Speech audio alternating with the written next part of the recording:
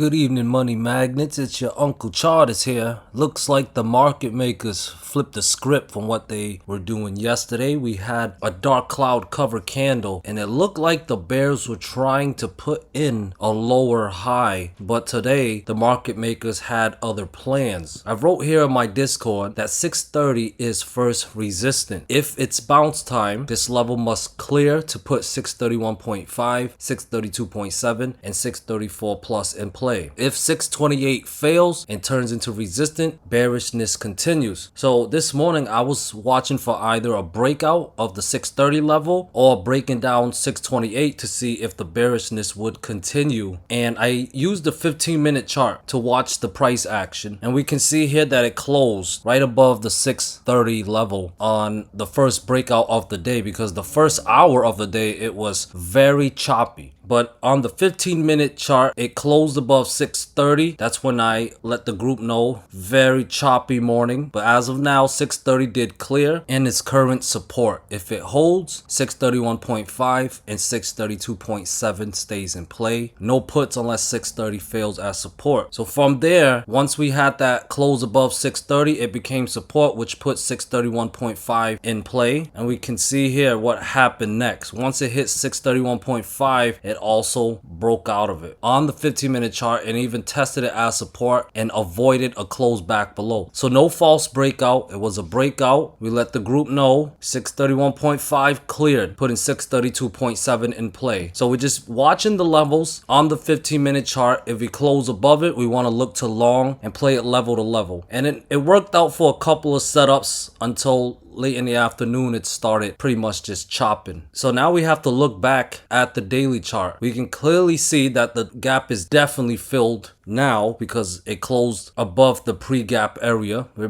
reclaimed the 5 daily moving average officially now. We even showed buying pressure down there. I tell you this, so far in 2025, every false breakdown of the 5 daily moving average, every recapture of it has led to more highs, to new highs. We officially have the false breakdown setup of that 5 daily moving average, and we also cleared a new fib level that I have at the 632 level because I just readjusted my fib levels today. I started from all-time highs at 639.85 pivot level, and I brought the fib level down to August 1st low at 619.29. So we cleared that level, recaptured the 5 DMA, and cleared a fib level. Just like that, the price action has switched back to being bullish. So now, what's the plan for tomorrow? My plan for tomorrow is to watch the fib level at 632. That was the gap fill level. Now it's a fib level. It's a support. And if we can stay above it, 634 and 635.5 are the next resistant level. If today shows follow through tomorrow, those are the levels that must clear. And if they do, 637 and 640 are my next target. And bulls must clear 640 to avoid a double top potential setup and give us new all-time highs. Now, as usual, the price action is ever changing, so it's always important for us to stay prepared. So we know the levels and setups if the market decides to keep on climbing. But if this was just a bull trap, the price action must express that to us on the charts, giving us opportunities to short it. And I'm looking at the 632 level, and I'm also looking at the 630.5 level as well as the 629 level. The 5 DMA is around the 629 level. So if those levels can break down 632, which would invalidate today's breakout, and breaking down 630.5 and 629 would put SPY back below the 5 DMA. I believe in order to put in a lower high, SPY must get back below 629 and get back below the 5 DMA. We had a couple of tries and it did lead to some nice downside, but if we break it down again, I believe it should send us back down below 620. So bulls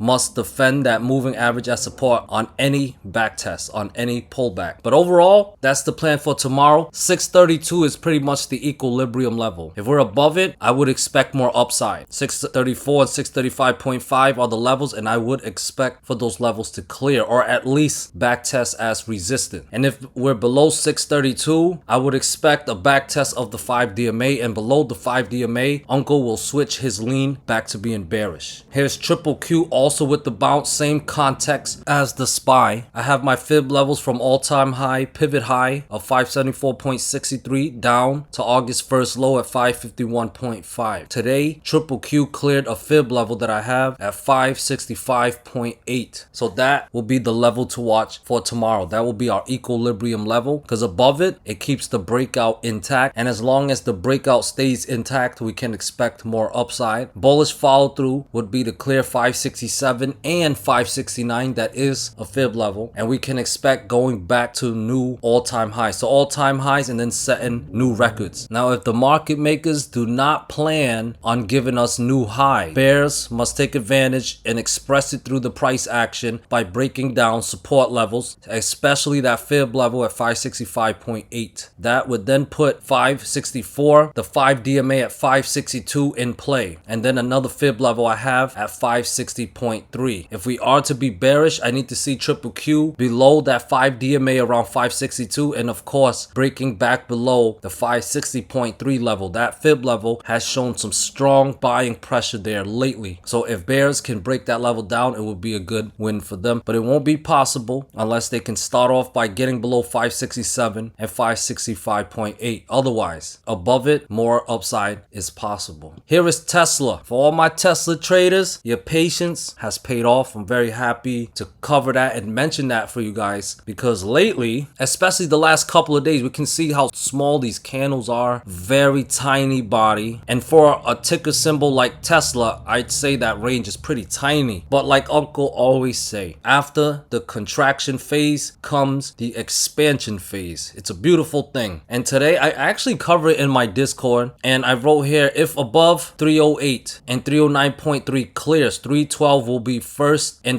in play first, and then 313.5, 315, 317, and 319 plus. So I was looking for a breakout of 309.3 and 312. And if we go, it works on the 15-minute chart as well. So if we go on the 15-minute chart, you can see that blue line was my 309.3 level.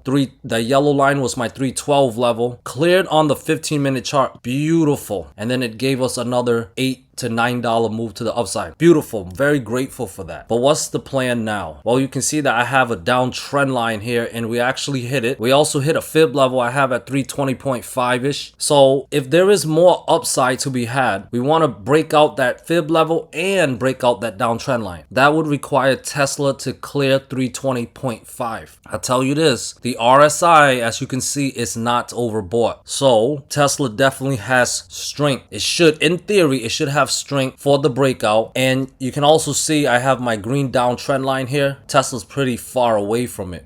It wouldn't be too crazy if Tesla ends up going to back test it, to retest it. But it's not a guaranteed. We want to be prepared for any scenario, and we must allow the price action to tell us. And for that, it must come in the form of breaking out 320.5, at least on the 15 to 30 minute chart. If that happens, it's a good chance we pop up to 326, 328, 330, 331.6. And if we are going to hit that green trend line, that level would be at 335. However, we are at a critical resistance level, which is 320.5. For the bears to step up here and show strength, for us to take any rejection seriously, I need to see support levels fail, starting with 319 and 317. So if this is a true rejection, that rejection must break down 319 and 317, at least on the 15-minute chart, to put 315, 313.5, 312, and 309 or lower back in play. So we know the levels. Let's be ready to react tomorrow. Here is NVDA. It actually gave us the bounce, but I'm not taking it too serious because we actually have a rare situation with NVDA right now. We have a double inside candle setup. As you guys know, a regular inside candle setup is when the current candle is within the range of the preceding candle. But this happened twice this week. August 5th candle is within the range of August 4th candle. Today's candle is within the range of yesterday's candle, hence the double inside candle setup. You got the child candle, mother candle, and in this case, that's grandma. But if you think about it, it's pretty much a triangle pattern. What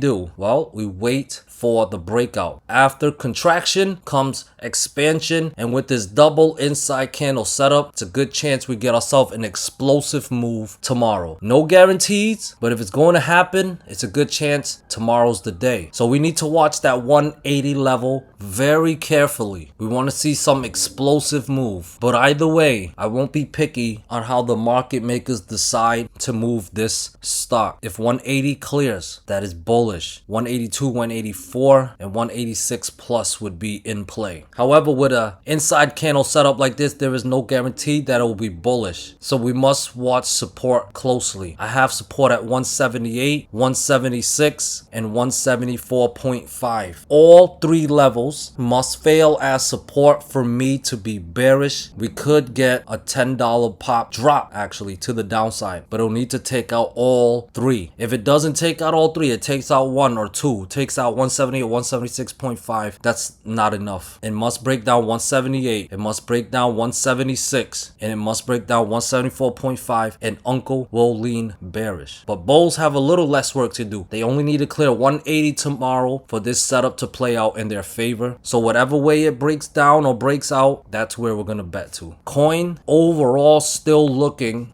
bearish, and it came very close, just a little shy of hitting my 1.382 fib level before getting a bit of buying pressure. Very far away from that 5 DMA right now, and that 5 DMA moving average is looking to reunite with the price. Will the price meet it halfway? If the answer is yes, 303.5, 305, 308 must clear to put 313 or higher in play. If we can clear those levels, it's a good chance we'll pop up another $5 to $10. The 5 DMA is around 322-ish. But if the answer is no, we must break back down support to show some selling pressure, to show some bearish strength that we're continuing, and I need to see it break down 302 and 300. If those levels break down 297, 295, 293, and that fib level at 291.7 would be back in play. Here is IWM.